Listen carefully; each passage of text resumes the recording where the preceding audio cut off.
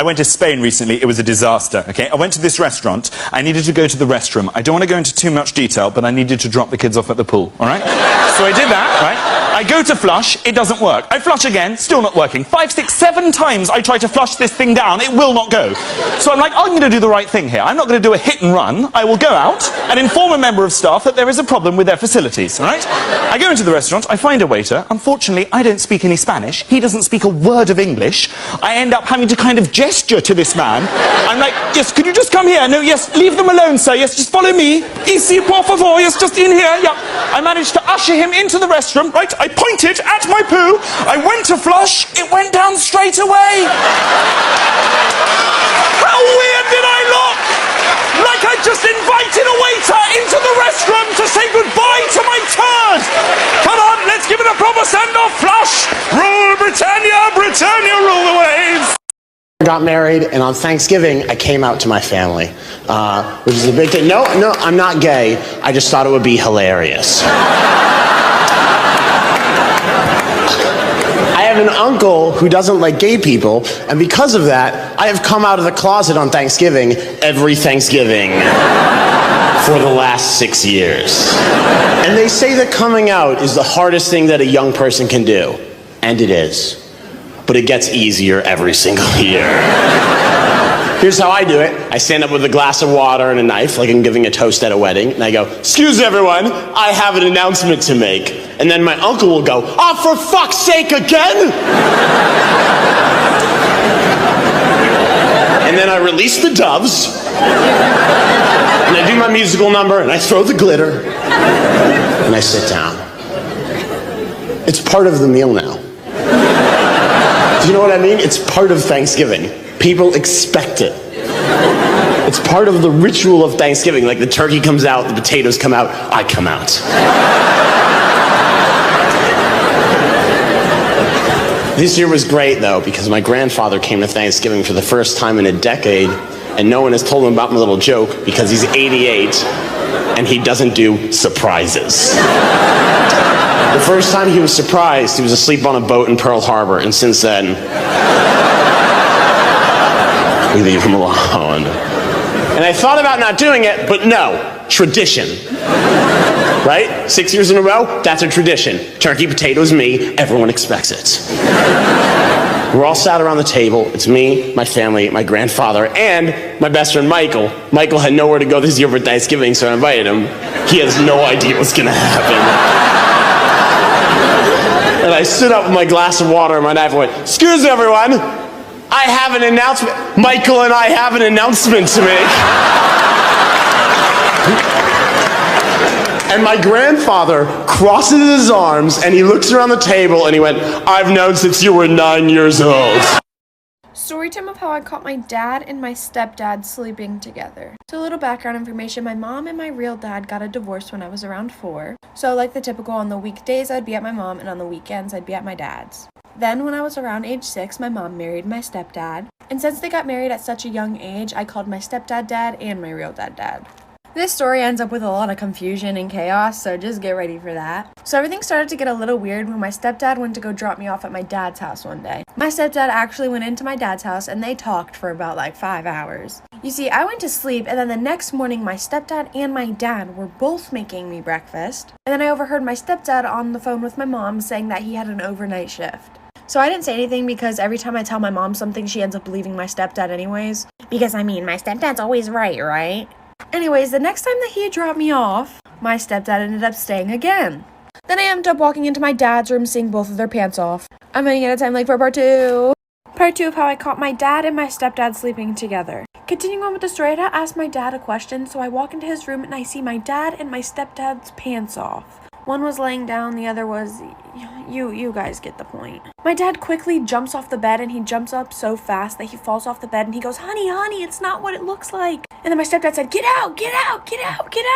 So I thought it was funny, so I took a picture and I sent it to my mom because I knew she wouldn't believe me if I didn't have proof. And then she went crazy and tried to kill both of them because, he cheated on her. Then she ended up in like a mental hospital. They declared her crazy or something. So I don't see her anymore. And now I have 2 gay dads, and let me tell you, it's probably the best thing in the world. So basically, to sum it up, my stepdad cheated on my mom with my dad, and then my mom went crazy trying to kill my stepdad and my dad. Then she ended up in a mental hospital, so now I don't see her anymore. And yeah, I have 2 dads now. Now they got married, and yeah, I'm pretty happy. Even though she's crazy, I kind of miss my mom.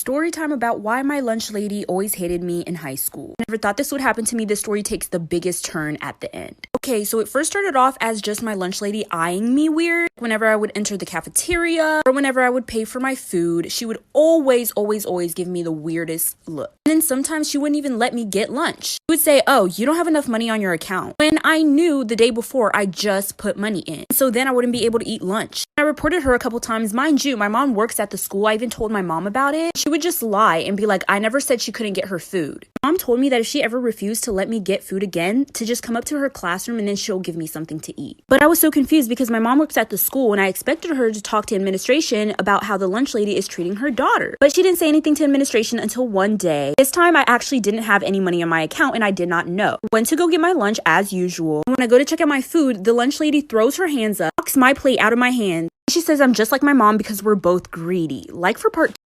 This is part 2 of why my lunch lady always hated me in high school. So like I said, this time I actually didn't have any money and I went to check out my food for lunch. The lunch lady knocks my plate over and says I'm just like my mom since we're both greedy. And I had no idea what she meant. Said she meant to throw her hands up. She didn't mean to knock over my plate. Everyone was looking at us and it was so awkward, so I just walked away. And I didn't even sit down for lunch. I just walked out of the cafeteria and went straight to my mom's classroom. I had no idea what the lunch lady was talking about. My mom doesn't even talk to her. Or at least I thought she didn't. So like I said, I was on the way to my mom's classroom after the lunch lady yelled at me in front of the whole entire cafeteria. And once I got to my mom's classroom, I told her exactly what happened. She was in the middle of class. When I tell you my mom stormed out of her class, went straight to the cafeteria, pulled up on the lunch lady in front of everybody, and she grabs her by her hair. The lunch lady tried to grab to the cash register. The cash register fell and money went everywhere. All you could hear was the coins dropping on the floor like ka-ching, ka-ching, ka-ching. I was so close to jumping in, but my mom had her. Other teachers had to come into the cafeteria to break them up. And I got a time select for part 3. Okay, so this is part 3 of why my lunch lady always hated me in high school. Like I said, my mom dragged the lunch lady in front of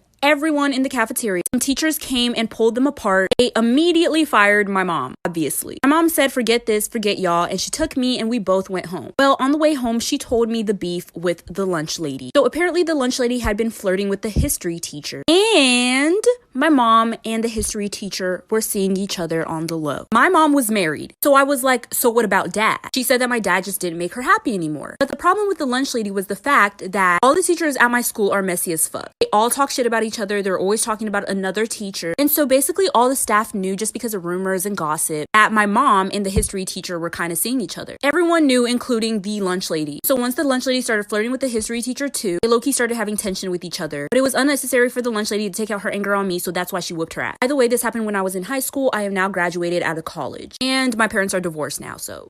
This is a story time of why I dropped out of high school on my first day. And when I say my first day, I mean my first day of freshman year. After this, I never went back. So like I said, it was the first day of freshman year and I have extreme anxiety. My anxiety is literally so bad. I literally get anxiety just by waking up in the morning. So I was super anxious for my first day of high school. I literally was running around the school. I could not find my classes. I walked into the wrong classroom several times. It was so embarrassing. But then I finally made it to my first class. I sat down in the front of the classroom. Bad idea. After running around the school and not being able to find my classes and walking into different classes that I wasn't supposed to be in, which was so embarrassing, my stomach was literally in my ass. My stomach was literally bubbling because of my anxiety. I felt so much pressure in my stomach, I needed to let some out. And I thought I could get away with it, a little silent fart. It was silent, but it was not a fart. I shit my pants. Then the teacher says we're gonna go around the classroom and everyone has to stand up and say one thing about ourselves. Starting with me, since I was sitting at the front. Now this is what happened, like for part 2.